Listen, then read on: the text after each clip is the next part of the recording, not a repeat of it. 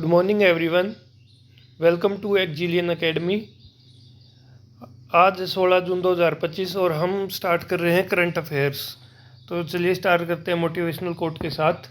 Don't limit your challenges, challenge your limit. मतलब अगर आप 4 घंटे पढ़ रहे हैं तो उसको 6 घंटे पर ले जाइए, अपनी लिमिट्स को पुश कर दीजिए और ये हर चीज़ में करके देखिए कि आपको बहुत फ़र्क नज़र आएगा, सेटिस्फैक्शन भी नज़र आएगा। तो चलिए स्टार्ट करते हैं फर्स्ट क्वेश्चन के साथ। When is world Elder abuse awareness day observed? ये कब मनाया जाता है? ये है 15 जून को मनाया जाता है और ये 2011 से स्टार्ट किया गया है यूएन के द्वारा। और इससे अवेयरनेस बढ़ती है कि कुछ गलत ना हो, नेगलेक्ट ना करे जाए जो ओल्डर पर्सन है हमारे। और ये पर्पल कलर से सिंबलाइज किया जाता है, dignity, respect, solidity, global unity, ये इनको रिफ्लेक्ट करता है। पहली बार 2006 में ये ऑब्जर्व किया गया था INPA के द्वारा। INPA है the international network for the prevention of elder abuse. Next question है कि where is the buyer seller meet of naturally dyed hand woven fabrics schedule to be held? Dyed मतलब जो डाई करते हैं ना कपड़ों वाली, वो डाई।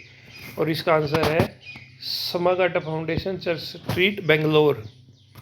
और ये प्रमोट करती है ट्रेडिशनल क्राफ्ट और स्पोर्ट्स हैंडलूम आर्टिसियंस। मतलब इनको बढ़ावा देने के लिए ये स्टार्ट किया गया है। ये government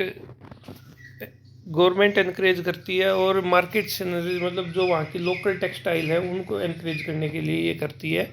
highlight sustainable and eco friendly practice in fabric production. और ये सब इसके बेनिफिट है। तो नेक्स्ट क्वेश्चन है which institute develop the new sustainable catalyst for oxygen electrocatalysis? इसका आंसर है CENS Bengaluru.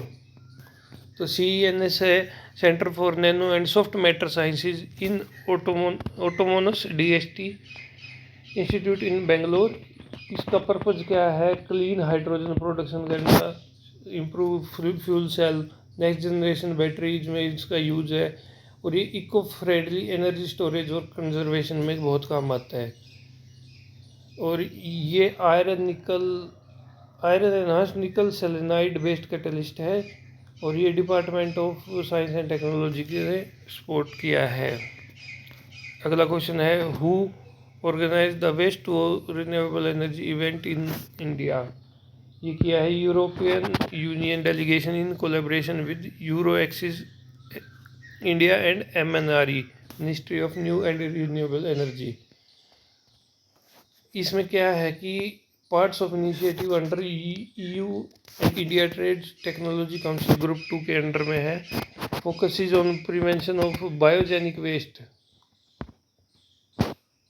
To renewable hydrogen.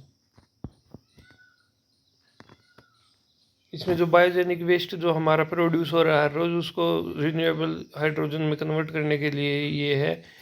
ये India national green hydrogen mission को सपोर्ट करेगा और यूरोपियन हाइड्रोजन स्ट्रेटजी है उसमें भी ये दोनों को अलाइन करेगा। Attracted research institute industries from दोनों से, EU से और इंडिया से, दोनों से ये इंडस्ट्रीज आई हैं और ये इवेंट होस्ट किया गया है। व्हेन इज धरती आभा अभियान being conducted in east Singhbhum? ये किया गया है 15 से 30 जून और ये 2 वीक का प्रोग्राम है। ये पर्टिकुलरली जो वल्नरेबल ट्राइबल ग्रुप्स है उन तक पहुंचने के लिए है। इसमें स्पेशल कैंप्स आयोजित होंगे और जो सेंट्रल गवर्नमेंट का फोकस होता है ट्राइबल पे, उन तक पहुंचना है। और ये डिस्ट्रिक्ट और यूनियन ट्राइबल ऑफिशियल की देखरेख में होगा। इसमें क्या है कि 275 स्पेशल कैंप्स लगेंगे जिसमें 35 स्टेट्स और जो सेंट्रल गवर्नमेंट की स्कीम है उनको डिलीवर किया जाएगा। जो हेल्थ से रिलेटेड, एजुकेशन, इंफ्रास्ट्रक्चर और लिविंगहुड है, उनसे रिलेटेड जो स्कीम है उनको डिलीवर किया जाएगा। Which council in Assam recently launched a land settlement mission? ये है बोडोलैंड टेरिटोरियल काउंसिल।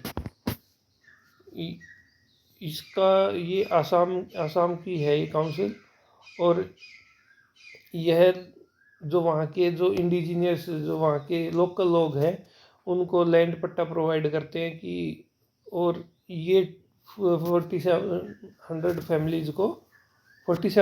फैमिलीज़ को लैंड राइट्स देगी।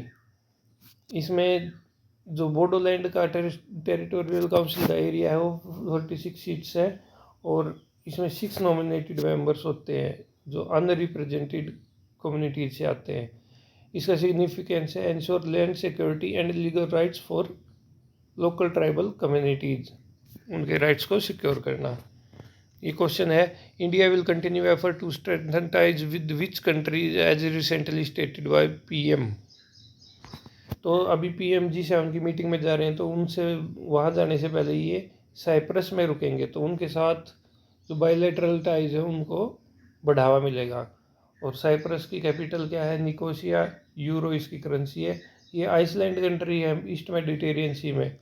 यह 2 हिस्सों में डिवाइड है, एक ग्रीक साइप्रोइट साउथ में और टर्किश साइप्रोइट ये है नॉर्थ में, और इनके बीच में एक बफर जोन है ताकि इनका फिर से आपस में लड़ाई ना हो, कैप्चर ना कर ले एक दूसरे को। तो ये इंडिया साइप्रस का रिलेशन है 1960 से, एजुकेशन, आईटी, इन्वेस्टमेंट, इन सब में। अगला क्वेश्चन है, what is the main purpose of flue gas desulphurisation FDG unit in thermal power plant? इसका आंसर है remove sulphur dioxide from emission. जो वहाँ से सल्फर डाइऑक्साइड निकल रही है उसको रिमूव करना, जो फ्लू गैसेज में निकलती है। और ये कॉमनली यूज़ होता है थर्मल पावर प्लांट और हैवी इंडस्ट्री में। मेन मटेरियल इसका है लाइमस्टोन एंड लाइम स्लरी। ये बाई प्रोडक्ट है जिप्सम, जो कि सीमेंट में यूज़ होता है। इससे क्या हेल्प मिलेगी? एयर पोल्यूशन कम होगा, एसिड रेन कम होगी। एसिड रेन में एक सल्फर डाइऑक्साइड होती है, एक नाइट्रोजन ऑक्साइड होती है। What is the primary use of black box in aeroplane? ये recording flight data and cockpit voice. तो इसमें क्या है कि यह एयरक्राफ्ट में यूज़ होता है। इसमें 2 पार्ट होते हैं, फ्लाइट डाटा रिकॉर्डर और cockpit voice recorder. Flight data record में जैसे फ्लाइट की हाइट कितनी है, स्पीड कितनी है, और कॉकपिट वॉइस में जो वहाँ पे जो बातें हो रही हैं उनको रिकॉर्ड करता है। यह ब्राइट ऑरेंज कलर का होता है, कि ब्लैक का नहीं होता, ताकि वो आसानी से दिख जाए। ये हेल्प करता है जो क्रैश हुए हैं, एक्सीडेंट हुए हैं उनमें। और ये हाई टेम्परेचर और डीप सी प्रेशर को भी सर्वाइव कर लेता है। लास्ट क्वेश्चन है हमारा, which athlete recently broke his own pole vault world record by clearing 6.28 metres. इन्होंने 6.28 मीटर्स जंप किया है तो पोल वॉल्ट से। तो इनका नाम है अरमांड डुप्लांटिस। अरमांड डुप्लांटिस का पूरा नाम है अरमांड मोंडो डुप्लांटिस। ये स्वीडन के रहने वाले हैं। इन्होंने रिकॉर्ड बनाया है 6.28 मीटर का पोल वॉल्ट में। पहले 6.27 का था, ये इन्होंने ही बनाया था। और ये इवेंट हुआ है स्टॉकहोम डायमंड लीग 2025। तो थैंक्स फॉर वॉचिंग। चैनल को सब्सक्राइब कर लीजिए, कोई डाउट हो कमेंट कर लीजिए, शेयर कर दीजिए। इसकी PDF आपको इस टेलीग्राम चैनल पर मिल जाएगी। Thank you, have a nice day.